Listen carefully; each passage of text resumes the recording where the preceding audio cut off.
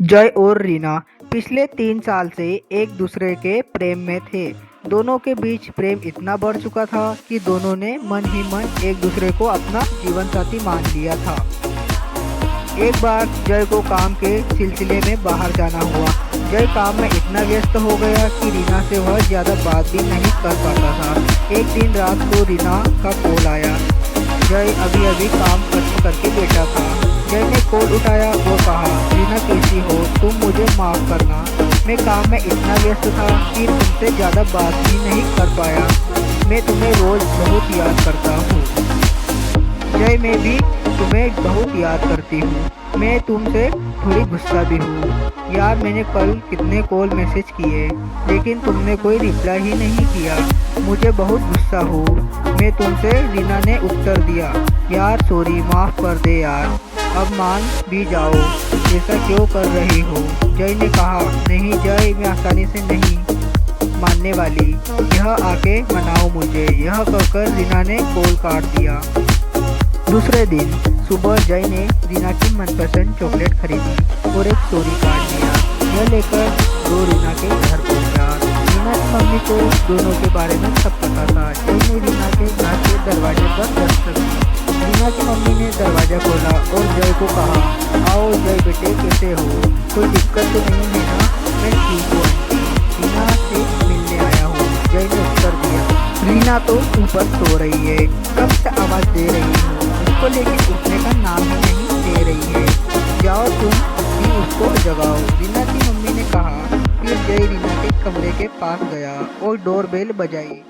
रीना ने कहा, क्या हुआ मम्मी, सोने दो ना थोड़ी देर और, क्या कब से आवाज़ कर रहे हो। जय ने फिर से डोरबेल बजाई। रीना ने गुस्सा होकर दरवाज़ा खोला और जय को देखकर कहा, अरे तुम जाओ यहाँ से, मुझे तुमसे बात नहीं करनी। फिर जय ने उसको मनाते हुए कहा, सॉरी रीना, गलती हो गई मुझसे, मुझे माफ़ कर दो प्लीज़।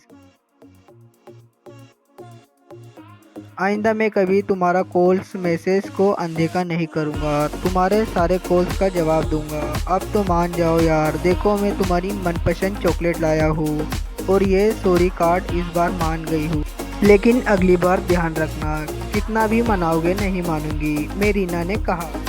फिर दोनों एक दूसरे से गले मिले और कुछ प्यार भरे पल बिताए।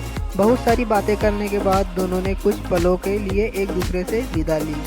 अगले दिन जय का जन्मदिन था। रीना ने जय के लिए तोहफे में एक शर्ट खरीदा और उसकी मनपसंद चॉकलेट केक का भी ऑर्डर दे दिया था। जय को सबसे पहले शुभकामना देने के लिए उसने सोचा कि वह अपने घर से रात के 11:30 बजे निकलेगी और 12 बजे उसको पहली विदाई देगी।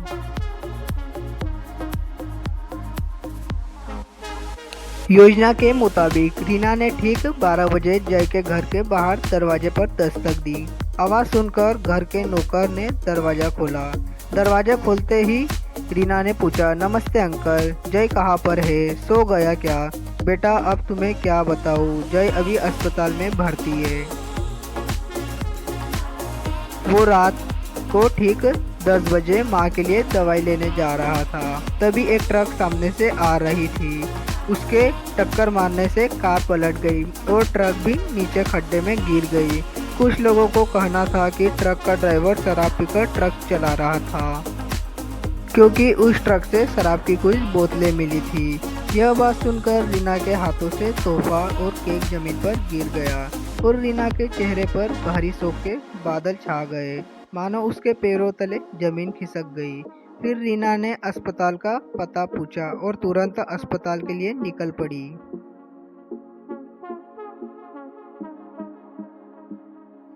कुछ समय में वह अस्पताल पहुंच गई। पूछताछ की जगह से उसने जय का कमरा नंबर पूछा और तुरंत कमरे के पास गई। उसने कमरे के अंदर प्रवेश किया और देखा कि जय के मम्मी पापा रो रहे थे। रीना जय के पास गई और उसकी आंखें से भी आंसू की धारा बहने लगी।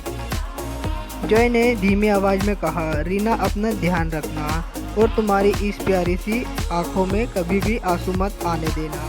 अगर तुम मेरी यह बात मानोगी तो मैं समझ जाऊंगा कि तुमने मुझे इस जन्मदिन का सबसे कीमती तोहफा दिया है।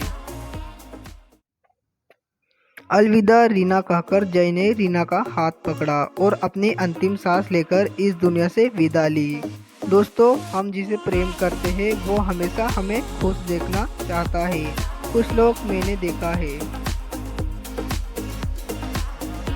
मिलने के बाद अपनी साथी को अगर किसी वजह से वह खो देते हैं तो खुद को संभाल नहीं पाते और खुदकुशी करके खुद ही अपने जीवन को समाप्त कर देते हैं। ऐसे लोगों को मुझे यह संदेश देना है कि जीवन में कभी भी खुदकुशी ना करें। जीवन में अगर अपना मनपसंद साथी ना खो दो तो भी अपने आप को संभालो, क्योंकि जिस व्यक्ति से आप सच्चा स्नेह करते हैं वो व्यक्ति कभी नहीं चाहेगा कि आपको कुछ हो। वो व्यक्ति चाहेगा कि आप अपना ध्यान रखें और अपने खुद आपको खुश रखें। आंसू ना बहाइए। दोस्तों, आपको वीडियो कैसा लगा कमेंट करके ज़रूर बताइए। Thank you.